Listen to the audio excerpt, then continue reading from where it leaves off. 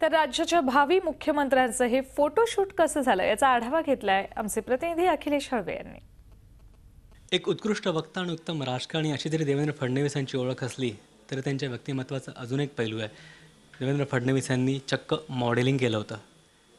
हे जरी जुना काळचा किस्सा असला तरी एकूण त्यावेळचा पूर्ण अनुभव कसा होता हे सांगण्याकरता आपल्यासोबत आहेत विवेक रानडे, ज्यांनी प्रत्यक्ष हे शूट केलं होतं। विवेकजी, तर तुम्ही पूर्ण तेव्हाचं शूट केलं होतं, हे कधीचं गोष्ट आहे, कधी मॉडेलिंग केली होती आणि तेव्हा काय प्रकार होता? हे 2006 मधलं शूट आहे ॲक्च्युली।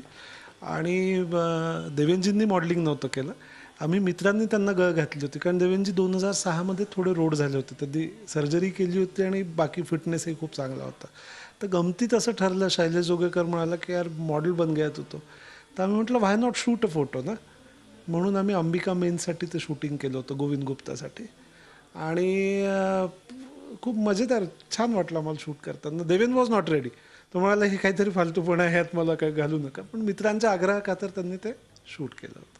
मग त्याचे होर्डिंग लागले असेल किंवा त्याची कसं, म्हणजे ते लोकांपर्यंत कसं पोहोचलं होतं? ॲक्च्युली आम्ही 5-6 होर्डिंग पश्चिम नागपुरात लागले होते, त्यामुळे ऑलमोस्ट एक महिनाभर ते कॅम्पेन चालू होतं आणि ट्रिमेंडस रिस्पॉन्स। तुम्ही अनेक आतापर्यंत मॉडेलचे शूट केले असेल, तर एक देवेंद्र मॉडेल म्हणून किंवा देवेंद्र इंडिव्हिज्युअल म्हणून तुम्हाला काय वाटतं, काय फरक जाणवला?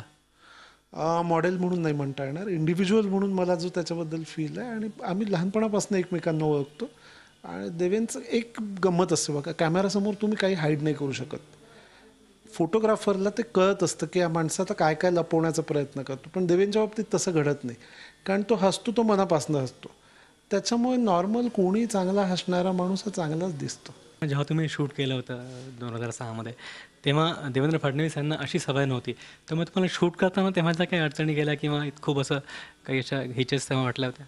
नाही, अडचणी नाही गेल्या, कारण एकमेकांना ओळखत असल्यामुळे आम्हाला ते इतकं कॅज्युअल नॉर्मल शूट असल्यासारखे चाललं, फक्त कॅमेरासमोर उभं राहून। मग त्यात काही असं नव्हतं, काही अनोळखी लोक नव्हते, सगळेच ओळखीचे होते, सगळेच मित्र होते। त्यावेळेस एक फोटो आम्ही शूट केला होता, मग शैलेश जोगेकर, अमोल काळे आणि देवेंद्रचा 2006ला। आणि त्याच्यानंतर आम्ही पुन्हा जेव्हा आत्ता इलेक्शनसाठी शूट केलं तेव्हा एक्झॅक्टली ऑलमोस्ट तसेच उभं राहून फोटो शूट केला, आणि तो फेसबुकवर खूप जणांनी पाहिला आहे की तब और अब असा एक फोटो आहे। तर त्यात तिघांमध्ये इनफॅक्ट कसा फरक पडत गेल्या 7 वर्षात ते दिसतं, आणि ते खूप अमेझिंग आहे।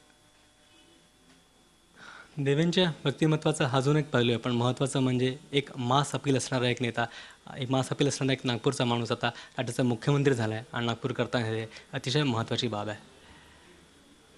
व्हिडिओ जर्नलिस्ट मंगेश हस्तकसह अखिलेश हळवे, झी मीडिया, नागपूर। झी 24 तास रहा एक पाऊल पुढे।